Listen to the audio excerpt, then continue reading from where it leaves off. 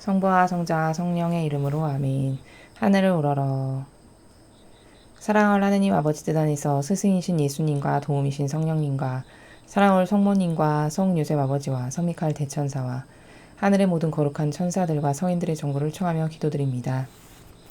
사랑할 아버지, 오늘도 가장 먼저는 아버지께 마땅히 아버지만이 받으셔야 될 그 모든 권리와 권한과 그리고 사랑, 그러나 아무도 인류가 똑바로 아버지께 이것을 올바르게 전해드리지 못하여 매일같이 모욕과 역겨움으로 상처받으시는 아버지의 성심에 갈기갈기난 그 모든 상처 하나하나마다 저희 사명과 저희들이 저희 제자들과 저희 십자가 사도직이 입맞춤을 다 드리오니 너그러이 용서하여 주시고 위로받으시옵소서.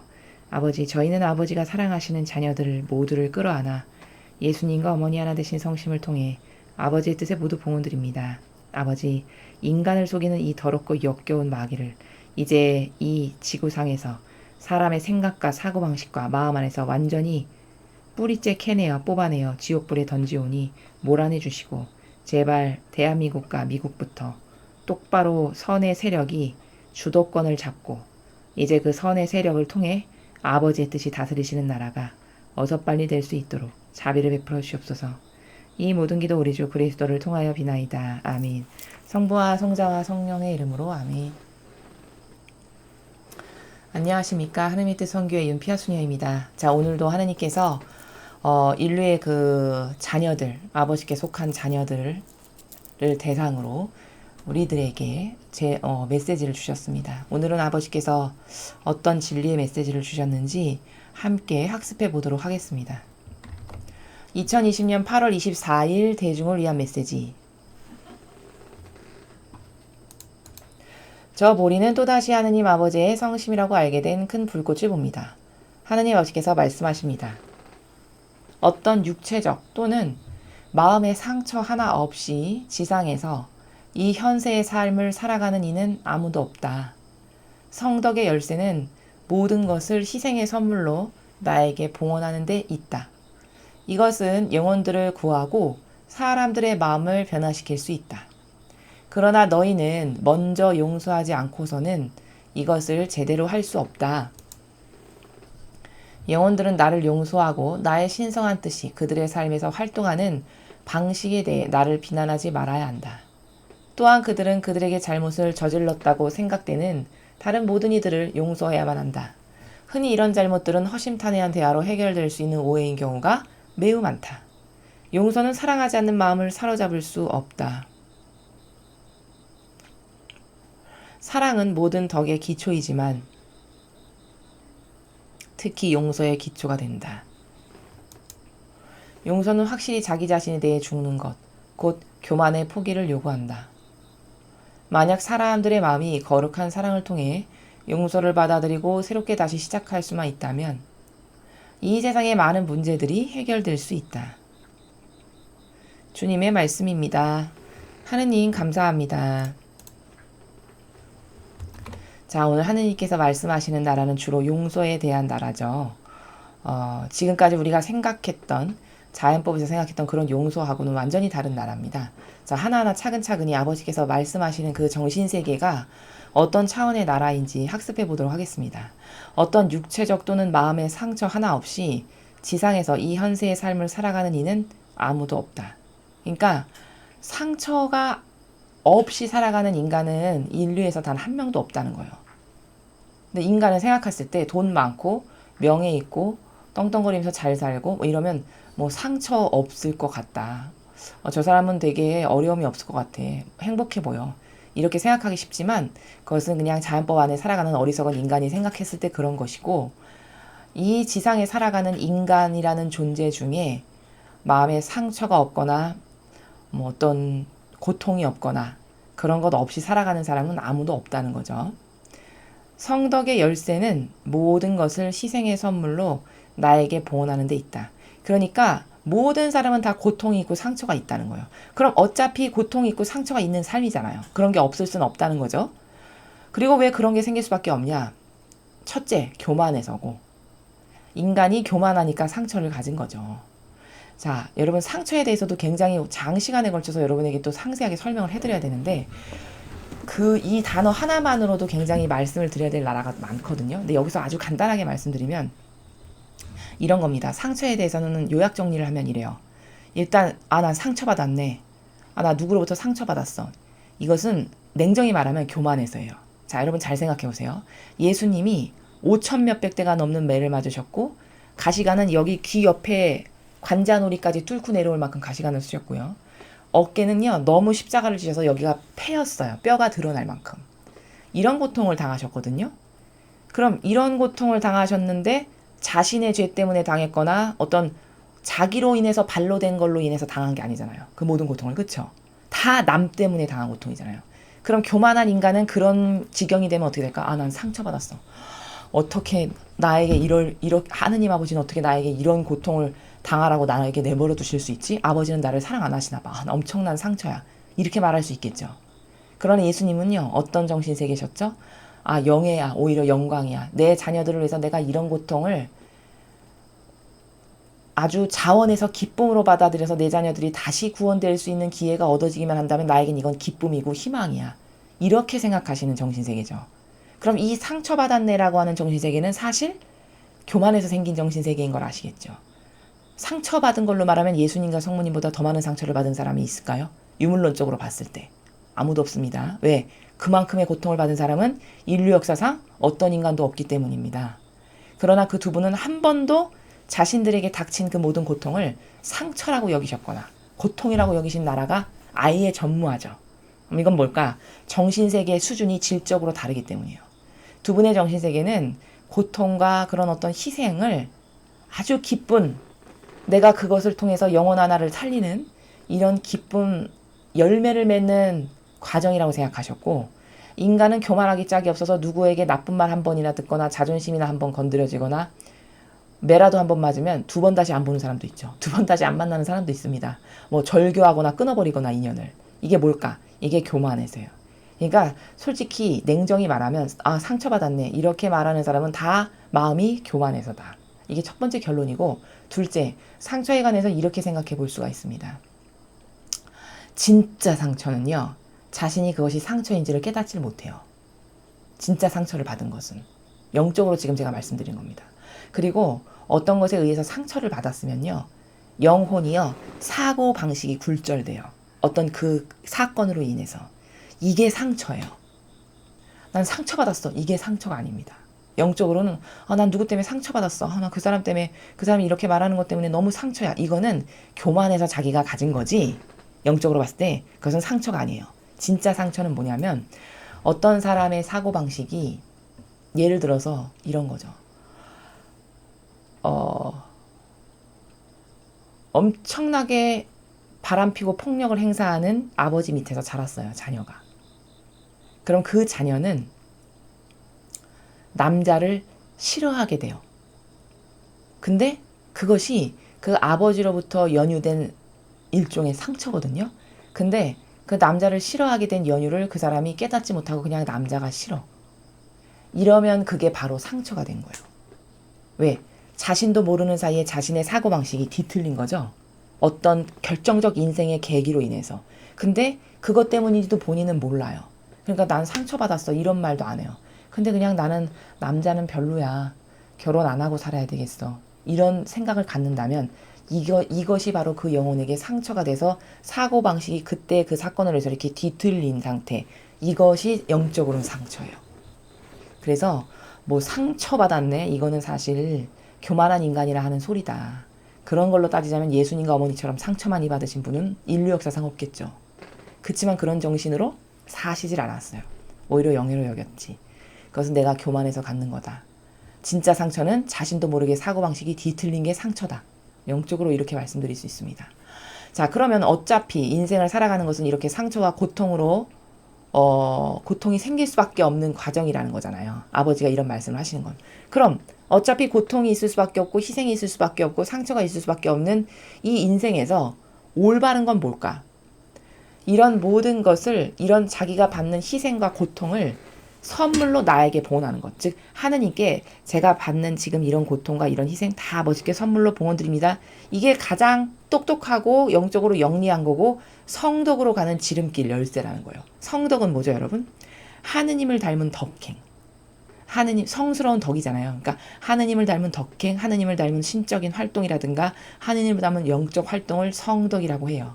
그러니까 어차피 고통이 있을 수밖에 없는 인생이고 희생이 있을 수밖에 없는 인생이면 지혜롭고 슬기롭고 똑똑하고 현명한 영혼이라면 어떻게 해야 될까? 자기에게 다가오는 모든 희생과 고통, 족족 다 다가오는 즉시 다 아버지께 아버지 제가 지금 겪는 이 고통과 희생 다 아버지께 선물로 봉헌드립니다. 이것을 통해서 이 나라의 대한민국의 모든 마귀를 죽여 없애시는 훌륭한 도구요. 전 인류의 마귀를 없애시는 도구요. 또 아버지께서 필요하신 곳에 소중히 써주시는 그런 선물로 너그러이 받아주세요. 이렇게 하라는 거예요. 이것은 영혼들을 구하고 사람들의 마음을 변화시킬 수 있다. 자, 우리가 이렇게 희생과 고통을 아버지께 선물로 계속 봉헌드리면 아버지는 이걸 아주 가치 있게 값 있게 쓰신다는 거예요. 이거는 수많은 메시지에서 말씀하셨죠. 얘들아 나에게 봉헌해라 봉헌해라. 왜 그렇게 하시죠?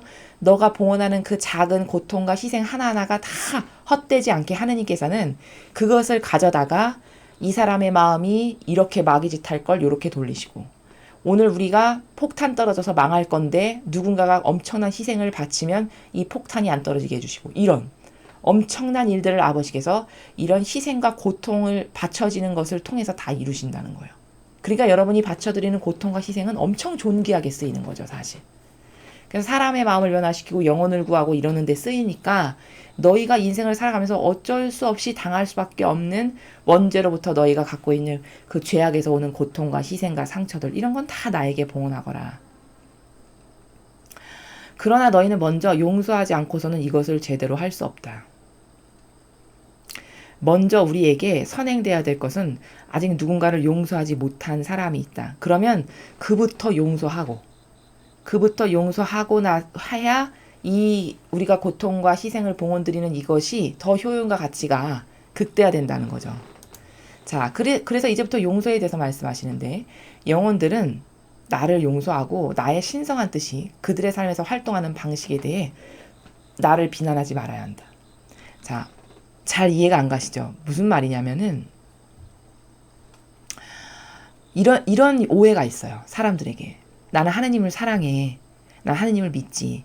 저는 하느님 아버지 뜻 안에서 삽니다. 이렇게 고백은 하면서 사실은 하느님을 비난해요. 불평불만하는 게 하느님을 비난하는 거죠. 자기의 인생에 대해서 불평불만을 끊임없이 한다. 이게 곧 하느님을 비난하는 거예요. 그리고 아버지의 뜻이라는 게 있잖아요. 즉 우리에게 하느님께서 이유가 있고 뜻하시는 바가 있어서 허락하시는 모든 것이 다 하느님의 뜻이에요. 자, 그런 하느님의 뜻에서 벗어나서 뭘 평가하고 말하고 행동하는 모든 게 다 하느님을 비난하는 거죠. 그런 비난을 하면 안 된다는 거 말씀하시는 거예요. 근데 이런 실수, 이런 우 굉장히 많이 범합니다. 대부분의 사람이 그래요. 그러니까 이게 더 디테일한 예를 들면 이런 거죠. 나는 하느님을 사랑해. 성당도 열심히 나가. 전 아버지 뜻 안에서 살겠습니다. 이렇게 말은 해요. 봉헌도 이렇게 드려요. 근데 어떤 자기에게 뭔가가 다가오잖아요. 그럼 불평불만하고 이게 하느님의 뜻이 나에게 허락하신 거야 라고 하는 사고방식은 안 갖고 어떻게 나한테 이럴 수가 있지? 왜 나만 이렇게 고통이 심해? 왜 나만 이렇게 이런 남들은 없는데 이런 것이 있지? 나만 왜 이렇게 힘든 게 있고 고통이 있고 고생이 있고 왜 이런 병이 있는 거야? 이런 거. 이게 다 뭘까? 이게 아버지의 뜻에서 벗어난 거예요. 아버지의 뜻에서 벗어나고 하나 되지 않았으니까 그렇게 불평불만이 나오는 거죠. 부정적으로 하나님에 대해서 말한다. 이게 다 하나님을 비난하는 나라고 아버지 뜻에서 벗어난 나라예요. 여러분, 신뢰하는 관계 있죠? 믿고 신뢰하고 사랑하는 관계라는 것은 그 관계성에서는 거기 불평불만이 있거나 험담을 하거나 부정적인 말을 하거나 어떤 판단을 하거나 이런 게 절대 있을 수가 없습니다. 예수님과 성모님과 하느님과의 관계성을 보세요.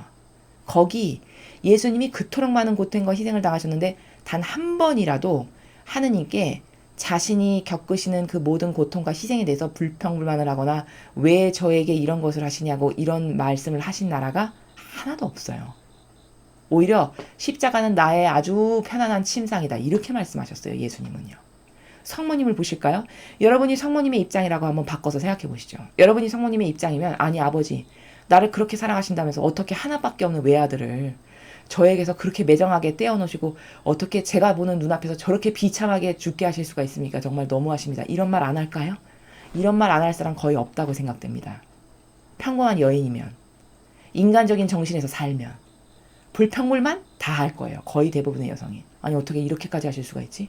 아니 나를 사랑하신다면서 어떻게 나에게 이런 고통을 주실 수가 있어? 이렇게 생각한다니까요. 이게 뭘까? 이게 비난하는 거예요. 하느님을. 이런 어떤 부정적 발언, 하느님을 이렇게 평가하는 거, 내가 멋대로. 아버지의 뜻에서 벗어나서 이게 다 하느님이 허락하신 거야. 이게 아니고 벗어나서 뭘 말하고 생각하고 부정적으로 하고 반대 의견을 제시하고 이런 거, 이게 다 하느님의 뜻 안에서 산다고 말만 하는 거지, 사실은 하느님을 벗어나서 살아가는 사람들이 갖고 있는 세계가 다 이거예요. 지금 아버지께서 말씀하시는 나라는 나의 신성한 뜻이 그들의 삶에서 활동하는 방식에 대해 나를 비난하지 말아야 한다. 이게 바로 그 나라예요. 내가 너에게 뜻하는 바가 있고 너에게 줄 은총이 있고 네가 달라져야 될 부분이 있어서 때로는 징계도 주고 너를 고통스럽게도 하고 너에게 배상과 보석을 요구하기도 하고, 이게 다 내가 뜻하는 바가 있어서 완벽한 나의 뜻이 너에게 무엇인가 필요한 게 있어서 이렇게 하는 건데, 깨닫지도 못한 인간 주제가 감히 그런 눈에 보이는 자기의 다가오는 고통과 형상, 요만큼만 고통스럽고 뭔가 십자가를 져야 될 것만 다가와도 길길이 10길 20길 날뛰면서 하느님을 판단하고 평가하고 저울질하고 저주하는 이런 세계를 살잖아요. 실제로 신앙인이어도 그렇죠. 이게 다 뭘까? 이게 말과 마음이 따로 노는 거예요. 말로는 하나님 사랑합니다. 저는 하나님을 위해서 모두하고 뭐가 이렇게 말은 하지만 실제 마음의 의지는 하나 되지 않았다는 거죠. 하느님과 하나 되지 않았고 하느님을 사랑하지 않는 거고 그분을 신뢰하지 않으니까 그런 비난과 불평불만이 나오는 거죠. 바로 그렇게 나를 비난하면 안 된다. 내가 활동하는 방식에 대해 하느님만이 활동하시는 고유한 방식이 있어요. 때로는 그게 징계일 수도 있고 벌일 수도 있고 그게 고통일 수도 있고 쓰나미를 몰고 오실 수도 있고 지진을 내리실 수도 있는 거고, 그 다 이유가 있는 거거든요. 근데 그거 알지도 못하면서 그런 깨닫지도 못한 인간의 저급한 사고방식이 하느님을 감히 비난한다? 이런 거 절대 하면 안 된다라고 말씀하시는 거죠. 또한 그들은 그들에게 잘못을 저질렀다고 생각되는 다른 모든 이들을 용서해야만 한다. 자, 여기 용서에 대해서 똑바로 알아야 되는 게 뭐냐면, 잘못 이해하면 또 마귀의 도구가 되기 쉬우니까. 자, 너에게 잘못했다라고 네가 생각했을 때 너에게 개인적으로 잘못했다라고 생각되는 사람이 있어. 그러면 그 사람을 아버지 뜻 안에서 너가 용서해야만 된단다. 왜? 너도 죄인인데 하느님께서 용서해 주셔서 천상에 갈 수 있는 거잖아. 그런 조건이 너에게 주어진 거지. 그럼 죄인인 너도, 용서받을 자격이 없는 너도 하느님께서 너를 용서하셨으니, 그래서 예수님께서 너를 대신해서 배상과 보석을 다 하셨으니, 너도 정직하다면 너가 그런 용서를 받을 만한 자격이 없는데도 받았으니까 너도 너에게 잘못한 누군가를 용서해야 되는 게 너의 정직한 양심 아니겠니? 이 말씀이세요. 맞는 거죠. 그렇죠? 그럼 우리에게 개인적으로 우리 각자의 개인에게 뭔가를 잘못한 영혼은 나도 하느님께로부터 죄인인데 용서받았으니 그를 용서해야 되는 게 지극히 당연하다라는 나라예요. 근데 여기서 주의해야 될 게 뭐냐? 그러면은 저 빨갱이도 용서하고 김일성도 용서하고 김정은도 용서하고 딥스테이트도 용서하고 프리메이슨도 용서하고 일루미나티도 용서하고 다 용서해야 되는 거냐? 아닙니다. 여기에 용서는 계명을 벗어나지 않는 범주에서의 용서를 말씀하시는 거예요. 즉 무슨 말이냐? 용서는 계명의 범주에서 하는 거고 계명의 근거에서 하는 거예요. 그런데 누군가가 하느님의 뜻을 거스르는 짓을 했어요. 성령을 거스르는 짓을 했어요. 근데 성경에 성령을 거스르는 죄는 절대 용서 못 받는다라고 분명히 써 있거든요. 그럼 하느님의 뜻을 거스르는 죄가 뭔데요? 무신론, 빨갱이, 공산주의, 이거 다 아버지 뜻을 가로막는 자죠. 왜? 신을 인정 안 하니까요. 근본 자체부터가 아버지 뜻을 거스르는 자네요. 근본의 마인드 자체가, 기저 자체가, 그쵸? 무신론이니까. 이거. 그리고 탕녀. 성경에 나오는, 요한계시록에 나오는 그 지옥불에 던져질 거라고 하는 탕녀. 아버지의 뜻을 거스르는 자. 이런 거 다 용서해야 된다는 말이냐? 아니에요. 이렇게 빨갱이, 공산주의, 사회주의, 탕녀, 하느님의 그 뜻을 거스르는 수많은 딥스테이트, 전체주의를 구현하고자 하는 이 모든 딥스테이트와 하나 된 모든 자들, 이건 다 아버지 뜻을 거스르는 자들이에요. 이들까지도 용서해라는 말이 아닙니다. 성경에 분명히 그런 죄는 용서받지 못한다라고 쓰여있기 때문이에요. 우리가 판단해서 뭘 하는 게 아니라. 그치만 그들을 제외한 개개인별로 나에게 1대1로 무언가가 섭섭하고 나에게 잘못한 것이 인간적으로 있는 이런 관계. 이건 하나님의 뜻을 거스른 건 아니잖아요. 성령을 거스른 건. 그쵸? 이런 것들은 다 용서하는 게 정직한 거다라는 거죠. 흔히 이런 잘못들은 허심탄회한 대화로 해결될 수 있는 오해인 경우가 매우 많다. 그렇다라는 거예요. 개인 간의 1대1의 관계에서 뭐 기분 나쁘게 했고 뭘 어떻게 했고 이런 부잡다한 사사로운 감정에 근거하고 반로한 모든 것들은 다 이런 대화로서 해결될 수 있고 다 정직만 하다면 다 용서될 수 있는 것들이다. 용서는 사랑하지 않는 마음을 사로잡을 수 없다. 그렇죠. 여러분, 사랑이 없는데 마음에 용서가 가능할까요? 불가능하죠. 그래서 하느님의 일을 수행하는 데는 사랑이 정말 중요합니다. 특히 신적 사랑. 이건 인간적 사랑을 말하는 게 아니고요. 여기서 말씀하시는 거는 신적인 사랑. 즉 신적인 사랑이라는 건 뭐냐면은 저 영혼을 아버지가 창조하셨어. 그러므로 저 영혼 안에도 예수님과 성모님께서 깃들어 계셔. 두 분의 영이. 그러니까 내가 저 사람을 사랑한다는 거는 사실 영적으로는 저 사람의 영혼 안에 살아계시는 예수님과 성모님을 사랑하는 마음으로 그를 사랑하는 거예요. 이게 사랑의 그 아버지가 사랑하시는 나라가 바로 신적 사랑이 바로 이런 거예요.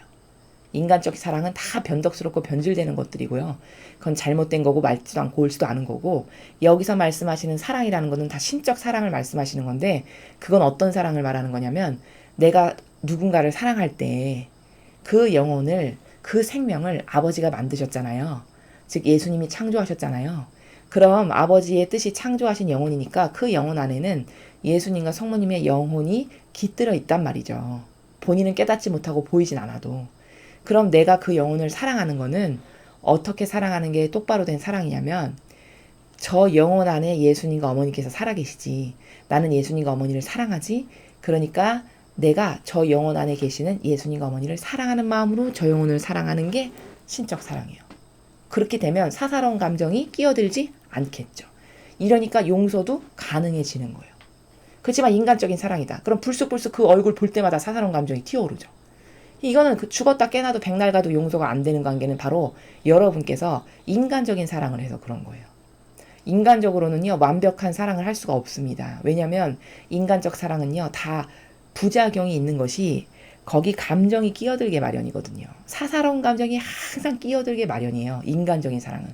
그러니까 오늘 사랑했다가도 내일은 꼴보기 싫고 모레는 좀 괜찮은데 그 다음날 또 꼴보기 싫은 뭔가가 생겼어. 그럼 또 꼴보기 싫고 이게 이 변덕이 죽을 듯한 건 왜 그러냐면 인간적 사랑을 하기 때문이죠.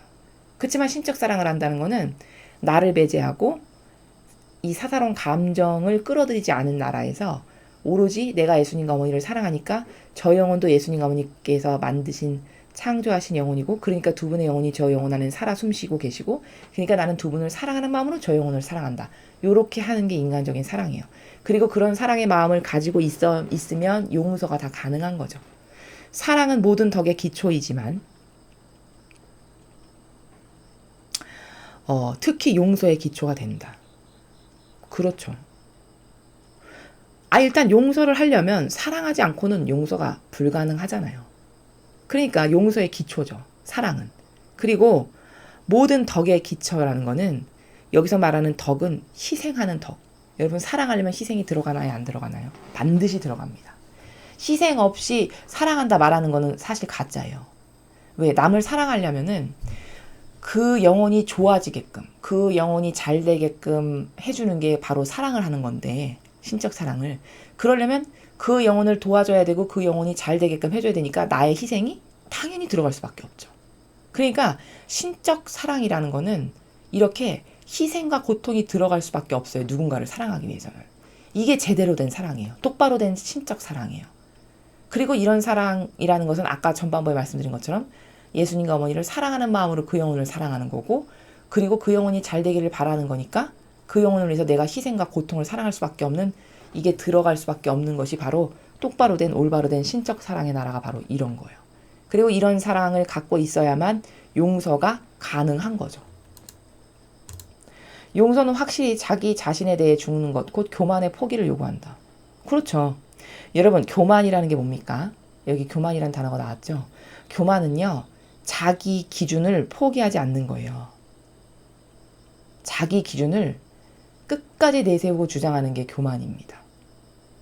교만하지 않고 정직하다라는 건 뭐죠? 자기 기준을 안 내세우는 거예요, 반대로. 그러니까 정직한 사람이야, 교만한 사람이야, 이 기준의 잣대는 뭐냐? 자기 기준을 내미는가 안 내미는가가 기준의 잣대예요. 자기 기준을 안 내밀고 항상 성경의 근거에서 뭐를 받아들이려고 하는 사람은 정직한 사람이에요. 굉장히 훌륭한 사람이죠. 근데 성경에 근거한 진리에 기준하지 않고 자기 기준이나 정서나 기분이나 뭐 어떤 자기 선 이런 게 있잖아요. 사람마다. 그걸 계속 내세운다. 이건 교만한 사람이에요. 근데 남을 용서하려면 교만의 포기를 요구한대요. 당연하죠. 아니, 내 뜻을 가지고 어떻게 남을 용서합니까? 내 기준과 어떤 내가 원하고 추구하는 바, 내가 옳다고 생각하는 바, 내 선 이런 게 있는데 그걸 가지고 어떻게 남을 용서할 수가 있어요? 불가능하죠. 그러니까 교만을 가지고는 용서를 못한다 하시는 거예요. 자기 자신에 대해 죽는 것, 즉 자기 기준을 버리고 포기하는 것, 그때만 용서가 가능하다는 거죠. 만약 사람들의 마음이 거룩한 사랑을 통해 용서를 받아들이고 새롭게 다시 시작할 수만 있다면 이 세상의 많은 문제들이 해결될 수 있다. 그렇죠. 만약 사람들의 마음이 거룩한 사랑을 통해, 저 거룩한 사랑은 뭐죠? 계명. 엊그저께 계명이라고 말씀하셨죠. 거룩한 사랑이란 이꼬르 계명이에요. 그 계명을 근거해서 용서를 받아들이고 새롭게 다시 시작할 수 있다면, 즉 계명의 근거에 보니까 계명에는 나를 배제하는 게 계명이지, 그러니까 나를 배제하면 남을 용서하기가 쉽네. 왜? 내 기준 교만을 안 떠니까. 그래, 나도 하느님 앞에 죄인인데 하느님이 나를 용서해 주셨으니 나도 저 영혼을 용서해야 맞지. 이렇게 정직이 생길 거고, 그러므로 남을 용서할 수 있게 돼요. 그러므로 용서라는 거는 거룩한 사랑, 즉 계명 가운데에서, 즉 계명이라는 것은 나를 배제하는 정신 가운데에서 용서를 그때서야 받아들일 수 있죠. 그리고 그렇게 새롭게 다시 시작할 수 있다면 이 세상의 수많은 문제들, 그런 것들이 다 해결될 수 있대요. 이 세상의 수많은 문제는 왜 생깁니까, 여러분? 교만과 사욕과 욕망과 자기 기준과 타협과 동족 이런 걸로 생기는 거잖아요. 이 세상의 모든 문제가. 다 모든 문제가 왜 생기죠? 내가 좋아지려고. 나만 좋아지려고. 내 가족 좋아지려고. 그러기 위해서 비리도 저지르고 타협도 하고 동조도 하고 협력도 하고. 이런 거죠. 나의 이익 때문에. 이렇게 하면 내가 이익 될 거니까. 이렇게 하면 내가 수천억을 벌 수 있어. 이런 것 때문에 다 세상의 모든 문제가 발생하는 거잖아요.